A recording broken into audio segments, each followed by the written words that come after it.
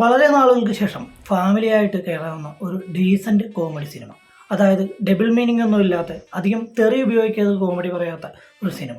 2017 ആട് 2 എന്ന് പറഞ്ഞ സിനിമ ഇറങ്ങുന്നത്. എനിക്ക് തോന്നുന്നത് അന്നേ എടുത്തു വെച്ചതാണെന്ന് തോന്നുന്നു ഈ ആട് 3.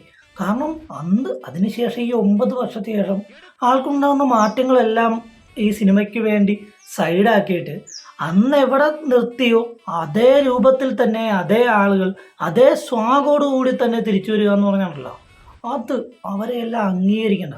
പ്രത്യേകിച്ച് വിനായകൻ്റെ ലുക്ക് വൈസ് എല്ലാം അത് കഴിഞ്ഞ് പുള്ളിയൊക്കെ എന്തോരം സിനിമ ചെയ്തു, അതേ ലുക്ക് മെയിൻറ്റെയിൻ ചെയ്തൊക്കെയാണ്. അത് ജയസൂര്യ അങ്ങനെ തന്നെ ഒരു രക്ഷയില്ലാത്ത രീതിയിലാണ് അവരുടെ ആ മേക്കിംഗ് ചെയ്തു വെച്ചേക്കുന്നത്. ഇതിൽ സാത്താൻ സേവിയർ ഒരു നടപ്പ് നടന്നുകൊണ്ട് ഒരു ചെറിയ വാക്കാണ്, പക്ഷേ ആ ഫസ്റ്റിൽ ഈ സാത്താൻ സേവിയറിൻ്റെ എൻട്രി കാണിച്ചപ്പോൾ കാണിച്ച അതേ വാക്ക് തന്നെയാണ് ഇതിലും കാണിക്കുന്നത്. അതാണ് ഞാൻ പറഞ്ഞത്, അന്നത്തെ അതേ സ്വാഗ് തന്നെ ഇതിൽ നിലനിർത്തിയാണ് പോയേക്കുന്നത്. സിനിമ ഫസ്റ്റ് ഹാഫ് ഒരു രക്ഷയില്ലാത്ത കോമഡിയാണ്. കോമഡി എന്ന് പറഞ്ഞാൽ ചില സീനൊക്കെ ചിരിച്ച് മണ്ണ് കപ്പുക എന്ന് പറഞ്ഞ സാധനമില്ലേ, അത് നമ്മൾ യഥാർത്ഥത്തിൽ കാണും. നമ്മൾ ഫസ്റ്റ് കണ്ടപ്പോൾ തന്നെ ഞാൻ ഫോണിലാണ് ഞാൻ ആദ്യം കാണുന്നത്, തിയേറ്ററിൽ കാണാൻ സാധിച്ചില്ല. 2 ആണ് തിയേറ്ററിൽ കാണുന്നത്. ഈ നമ്മൾ നിർത്തിവെച്ചിട്ടിരിക്കുകയല്ലേ, അതുപോലെ നിർത്തിവെച്ച് ഇരിച്ച ഒരു സിനിമയാണ് ആട് ഫസ്റ്റ് എന്ന് പറയുന്നത്.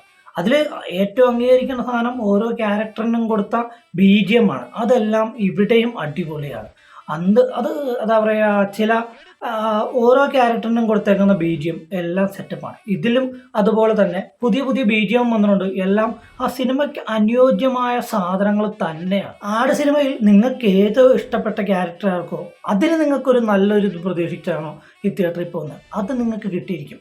ഓരോരുത്തർക്കും നല്ല രീതിയിലുള്ള എൻട്രി അല്ലെങ്കിൽ ഒരു കൈയടിക്കുന്ന ഒരു സീൻ എല്ലാവർക്കും കൊടുത്തിട്ടുണ്ട്. അതിലേറ്റവും മികച്ചു നിൽക്കുന്ന സാത്താൻ സാഗറിൻ്റെ എൻട്രിയാണ്. ആദ്യത്തെ എൻട്രി എൻ്റെ പുനമുന ഒരു രക്ഷയില്ലാത്ത എൻട്രിയാണ്, ഏതവനും കൈയടിച്ചു പോകും. അതുപോലെ ഡൂഡിൻ്റെ സെക്കൻഡ് എൻട്രി ആ സിനിമയുടെ തന്നെ ടെസ്റ്റിൽ വന്നൊരു സാധനമാണ്, പക്ഷേ അപാര സാധനം. ഈ കോമഡി സിനിമകളൊക്കെ ചെയ്യുമ്പോൾ കൂടെയുള്ള ക്യാരക്ടേഴ്സ്, അതായത് കൂടെയുള്ള സഹനടന്മാർ കൂടുതലും കോമഡി ആർട്ടിസ്റ്റുണ്ടെങ്കിൽ നായകൻ കുറച്ചൊന്ന് സൈഡാകുകയാണ് ചെയ്യണം. പക്ഷേ ആട് ഫസ്റ്റിലാകട്ടെ സെക്കൻഡിലാകട്ടെ ഈ തേർഡിലാകട്ടെ നായകൻ മികച്ചു നിന്നതിന് ശേഷമാണ് സഹനടന്മാർക്കുള്ള ചാൻസ് കൊടുക്കുന്നത്. അമ്മാതിരി സാധനങ്ങൾ പുള്ളി അങ്ങ് അടിക്കുന്നുണ്ട്. പടത്തിൻ്റെ ഏത് സൈഡിൽ നിന്ന് നോക്കിയാലും നമുക്ക് എല്ലാ രീതിയിലും പടം ആസ്വദിക്കാവുന്നതാണ്.